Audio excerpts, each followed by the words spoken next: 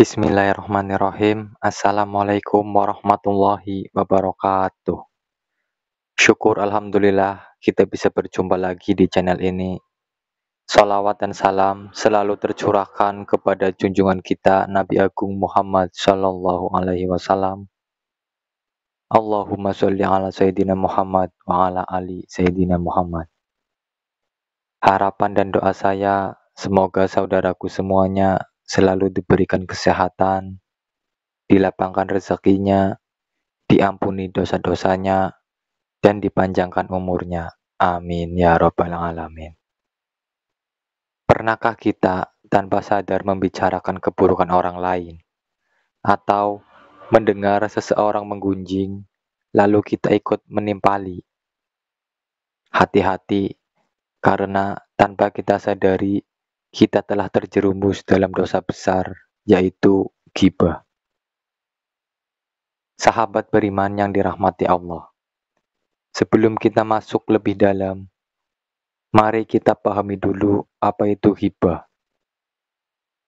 Rasulullah Shallallahu Alaihi Wasallam pernah menjelaskan dalam sebuah hadis yang diriwayatkan oleh Muslim. Tahukah kalian apa itu ghibah?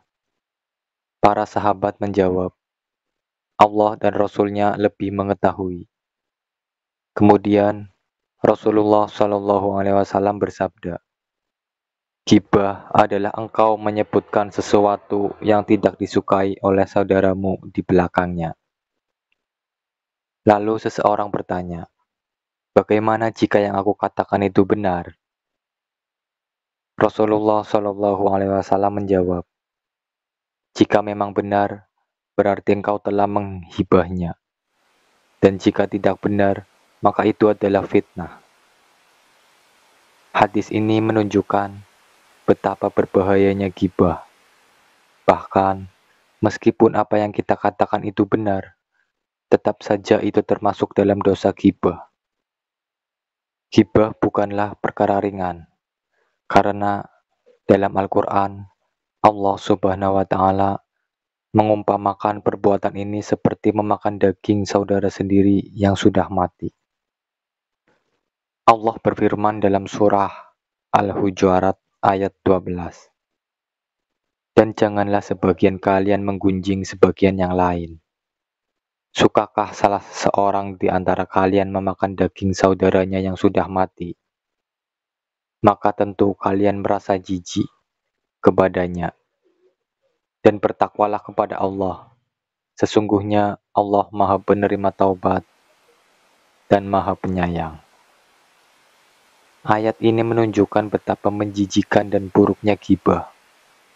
Bayangkan, memakan daging manusia saja sudah menjijikan. Apalagi jika dimakan adalah saudara kita sendiri yang sudah meninggal. Tidak hanya itu, Rasulullah Shallallahu Alaihi Wasallam juga pernah bersabda, wahai orang-orang yang beriman dengan lisannya, tetapi keimanan belum masuk ke dalam hatinya. Janganlah kalian menggibah kaum muslimin dan mencari-cari kesalahan mereka. Karena setiap yang mencari-cari kesalahan saudaranya, Allah akan membuka aibnya meskipun dia menyembunyikannya di dalam rumahnya sendiri. Hadis riwayat Tirmizi. Hadis ini mengingatkan kita bahwa jika kita senang mencari kesalahan orang lain, maka Allah akan membuka aib kita di dunia maupun di akhirat. Sahabat sekalian, tidak hanya berdampak pada hubungan kita dengan Allah, ghibah juga merusak hubungan sosial kita. Berikut beberapa dampak buruk dari ghibah. Yang pertama, menghancurkan ukhuwah Islamiyah atau persaudaraan sesama muslim. Ghibah seringkali menyebabkan perpecahan di antara kita. Fitnah dan gunjingan bisa merusak kepercayaan dan membuat hubungan persaudaraan menjadi renggang. Yang kedua, menjadikan hati keras dan kotor.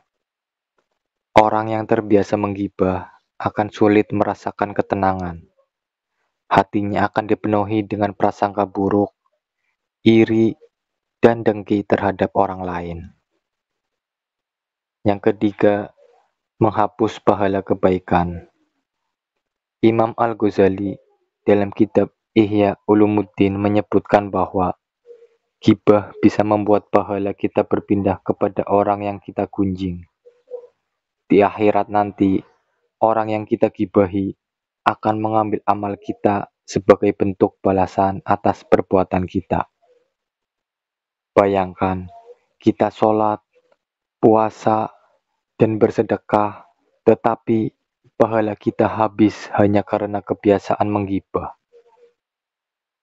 Lalu, bagaimana cara kita menghindari gibah? Berikut beberapa langkah yang bisa kita lakukan. Yang pertama, ingat bahwa Allah Maha Melihat dan Maha Mendengar. Setiap kata yang kita ucapkan akan dicatat oleh malaikat Raqib dan Atid. Jika kita ingat bahwa Allah selalu mengawasi, kita akan lebih berhati-hati dalam berbicara. Yang kedua, jangan ikut-ikutan dalam pembicaraan buruk. Jika kita sedang dalam lingkungan yang membicarakan keburukan orang lain, sebaiknya kita diam atau mengalihkan pembicaraan ke topik yang lebih bermanfaat. Lalu yang ketiga, berlatih berpikir positif. Biasakan untuk mencari sisi baik dari orang lain, daripada sibuk mencari-cari kesalahannya. Kemudian yang keempat, jika terlanjur menggibah, segeralah bertaubat.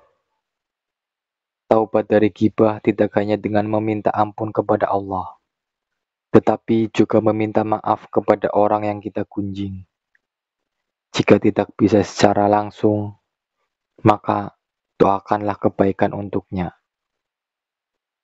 Sahabat beriman yang dirahmati Allah, menjaga lisan memang tidak mudah, tetapi dengan kesadaran dan usaha yang sungguh-sungguh, kita bisa menghindari dosa gibah. Semoga kita semua bisa menjadi hamba Allah yang menjaga lisan dan hati dari perkataan yang sia-sia dan merugikan. Wallahu a'lam bishawab. Demikian yang bisa saya bagikan. Semoga bermanfaat untuk kita semua. Amin, amin, ya rabbal alamin. Wassalamualaikum warahmatullahi wabarakatuh.